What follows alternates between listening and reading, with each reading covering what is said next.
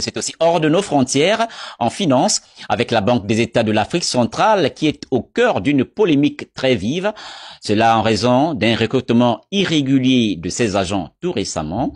C'est le sujet de Janice Ondongema et Garcia Mbanet de la rédaction des Gabon Première.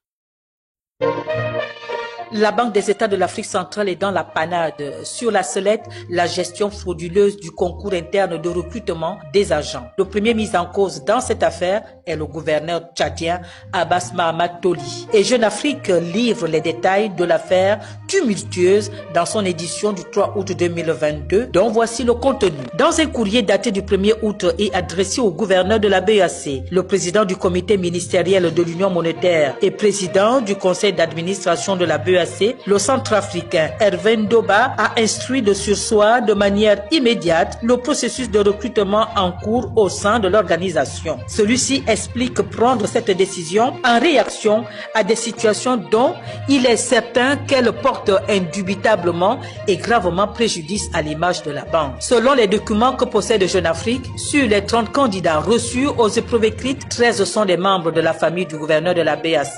En l'occurrence, son épouse Fatimé Zara Saleh Djouma, un gendarme Imran Guillet Mchi, plusieurs cousins et neveux, nièces, cousines et amis.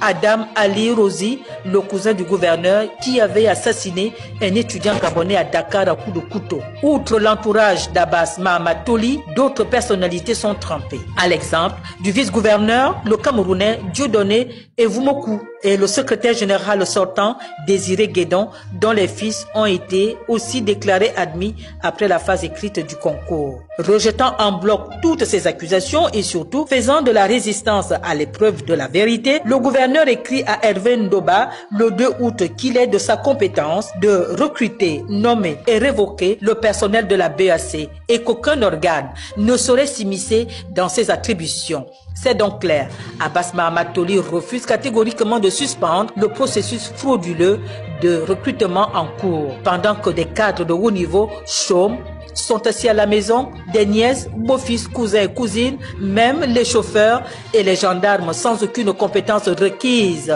sont promus à des postes hautement techniques. Finalement, où va la prestigieuse institution financière de l'Afrique centrale qui a vu passer à sa tête de gros calibres et surtout de bonnes factures telles que les Gabonais Casimiro Yemba, Jean-Félix Mamalepo, Philibert Andjembe et les Guinéens Lucas Abanchama, tous des technocrates